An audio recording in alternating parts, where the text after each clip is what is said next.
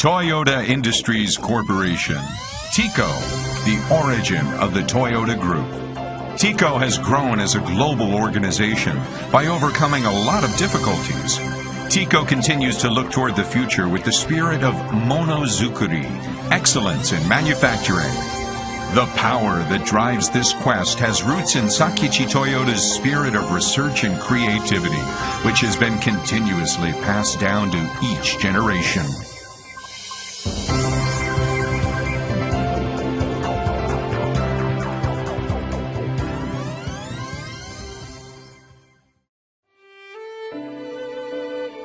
Company founder Sakichi Toyota was born on February 14, 1867, in Kosai City.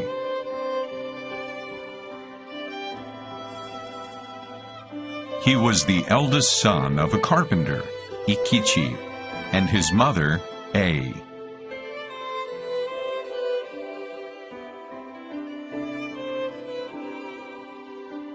Their life was not very easy.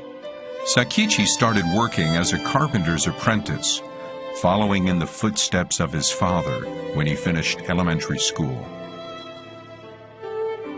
During his youth, Sakichi already had a strong ambition to contribute to the nation and the society. He gathered with other young people of the village to discuss what they could do to make the nation prosper.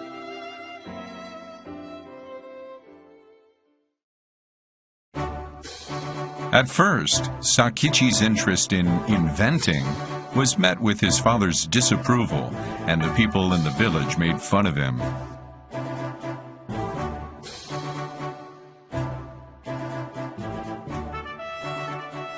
Although he didn't have much money, Sakichi persisted in his belief and devoted himself to inventing.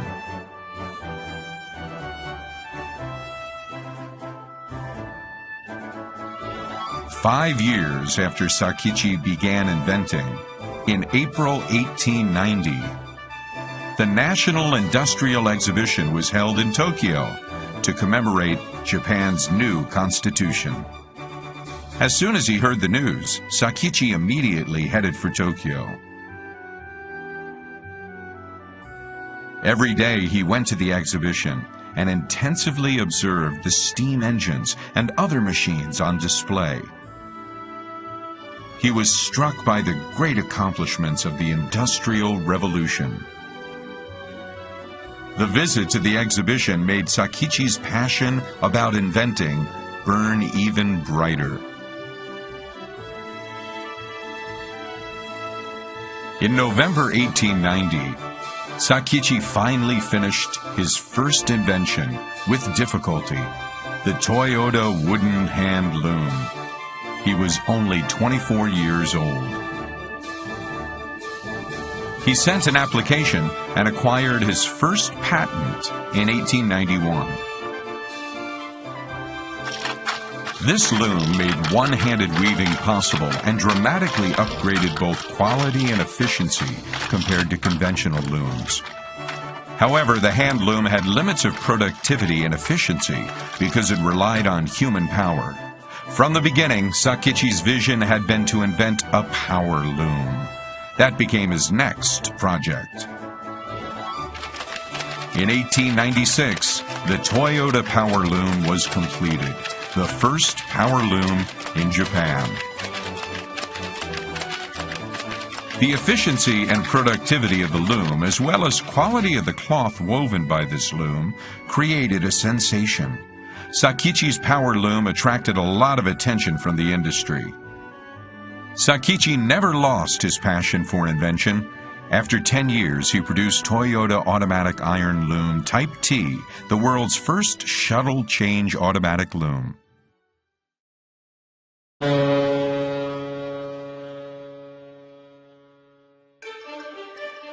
In May 1910, at the age of 43, Sakichi went to the United States to observe loom works manufacturers in the Northeast region, which had supported development of the U.S. textile industry.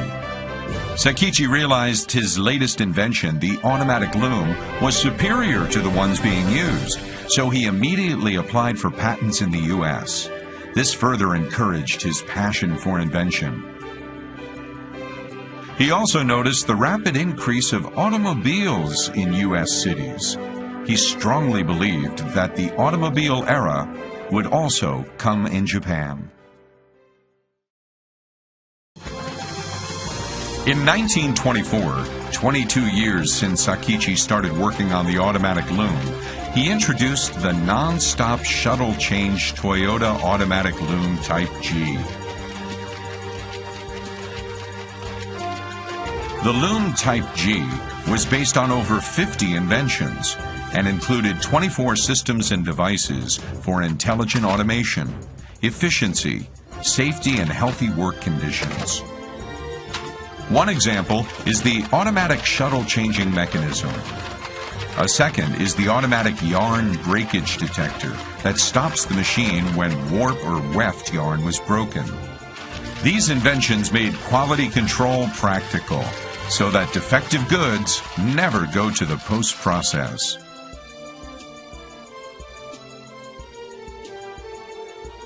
November 18, 1926, 2 years after completion of Type G, Toyota Automatic Loom Works was established in the city of Kariya to produce and sell the automatic loom. This was the company that would become Toyota Industries Corporation. The history of Toyota Industries Corporation started with Sakichi's invention of the Toyota Automatic Loom Type G.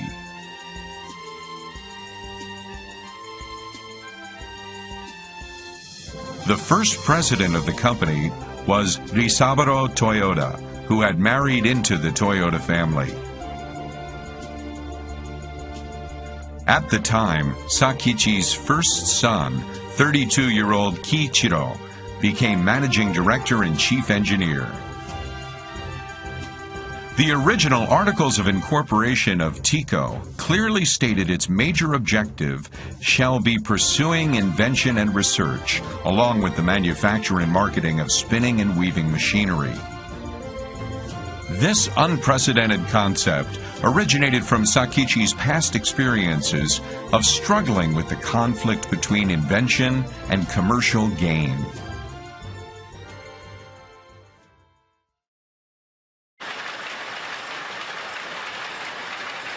The Type G, which was over 20 times more productive than the traditional loom, attracted attention both in Japan and other countries.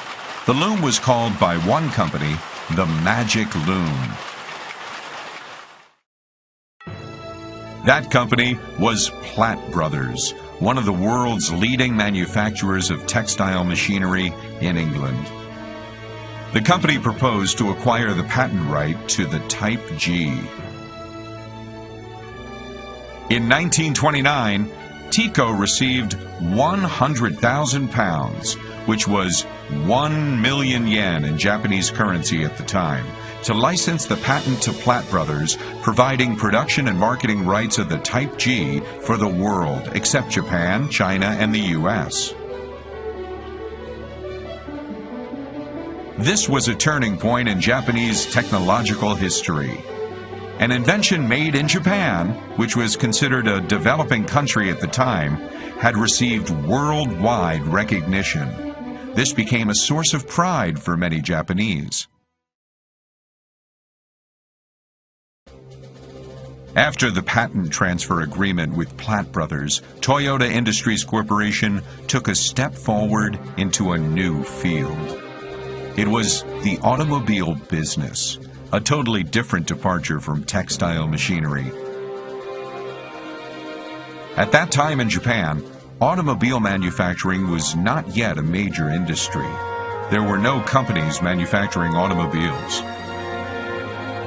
Sakichi and Kiichiro's passion for the automobile business was ahead of the times. Sakichi's philosophy was, we should never be satisfied with the current situation. A leader of a company should create a new business. So he encouraged his son Kiichiro to develop and manufacture automobiles, passing down his dream to his son.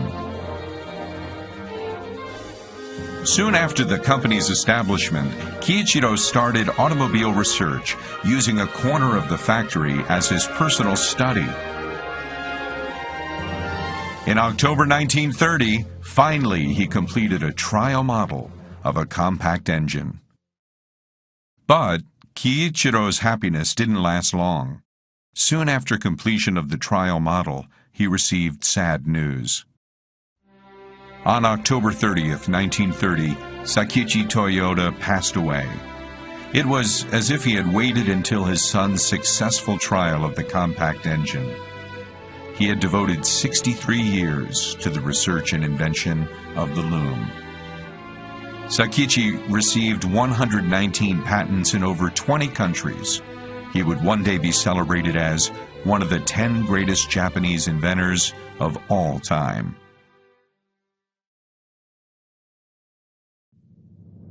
Inheriting the passion for the automobile business from his father, the great inventor, Kiichiro began full-scale automobile manufacturing. In September 1933, the automobile department was set up within the company, but the road ahead was tough.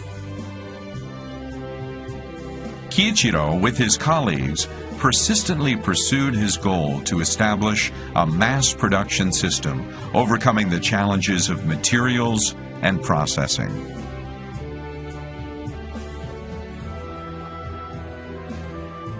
In 1934, the Type A engine for automobile was produced. In May 1935, after repeated trial and error, the Model A1 passenger car prototype was developed. In 1936, TICO became an authorized company to manufacture vehicles and commenced manufacture and sales of the Model AA passenger car. The following year, in August 1937, Toyota Motor was established as an independent company from TICO. This company would become today's Toyota Motor Corporation.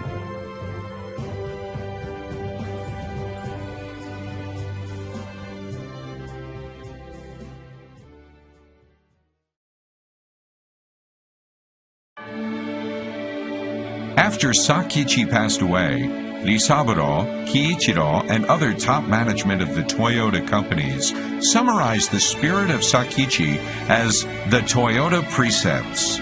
It was read in front of a statue of Sakichi on October 30th, 1935.